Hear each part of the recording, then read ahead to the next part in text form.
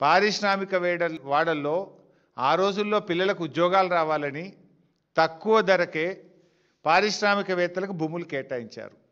9292 ఎకరాల భూమిని ఇవాళ 30%, అది కూడా రిజిస్ట్రేషన్ వాల్యూ 30% రిజిస్ట్రేషన్ వాల్యూలో కట్టించుకుంటే రాష్ట్ర ప్రభుత్వానికి 4 నుంచి 5 వేల కోట్ల ఆదాయం వస్తుందని నిన్న మంత్రి గారు చెప్పారు.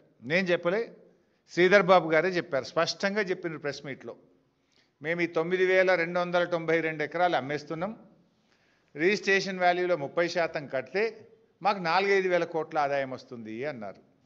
మరి నిజంగా ఈరోజు ఆ 9292 ఎకరాల భూమి విలువ ఎంత ఈరోజు మార్కెట్లో? ఖచ్చితంగా 5 లక్షలకు తగ్గదు. 5 లక్షల కోట్ల రూపాయల విలువ కలిగిన భూమి. మరి నేను అడుగుతా ఉన్న శ్రీధర్ బాబు గారిని, ఈ ప్రభుత్వాన్ని, ఈ 5 లక్షల కోట్ల విలువ కలిగిన భూమిని 4-5 వేల కోట్లకే ఎందుకు కట్టబెడతా ఉన్నారు? అంటే మిగతా 4,95,000 కోట్లు స్కామ్ కాకపోతే ఏంటి? దాన్ని ఏమనాలి? మీరే చెప్పింది కదా 4-5 వేల కోట్లే వస్తాయని. ఈరోజు బహిరంగ మార్కెట్లో ఈ భూమి విలువ 5 లక్షల కోట్లు.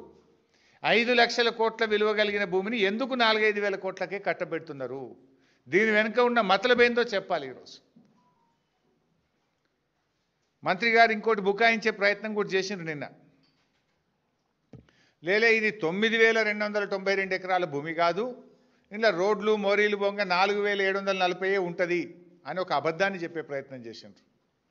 నేను అథారిటీగా చెప్తున్నాను, ఎందుకంటే ఆ రోజు cabinet sub committee on revenue resource mobilization చైర్మన్గా నేను పనిచేసిన. ఆ రోజు ఆర్థిక మంత్రిగా క్యాబినెట్ సబ్ కమిటీ చైర్మన్గా నేనున్నాను.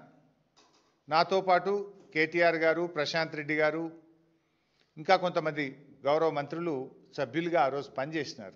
ఈ ప్రతిపాదన మా ముందుకు కూడా వచ్చింది. I know all these details. ఎందుకంటే మంత్రి గారు నువ్వు చెప్తున్నది శుద్ధ అబద్ధం.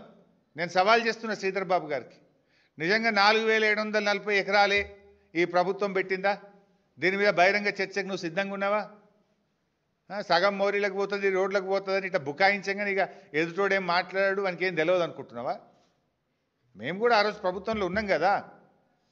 అంటే దాన్ని తగ్గించి, సగానికి సగం తగ్గించి చూపే ప్రయత్నం చేస్తూ ఉన్నాడు శ్రీధర్ బాబు గారు.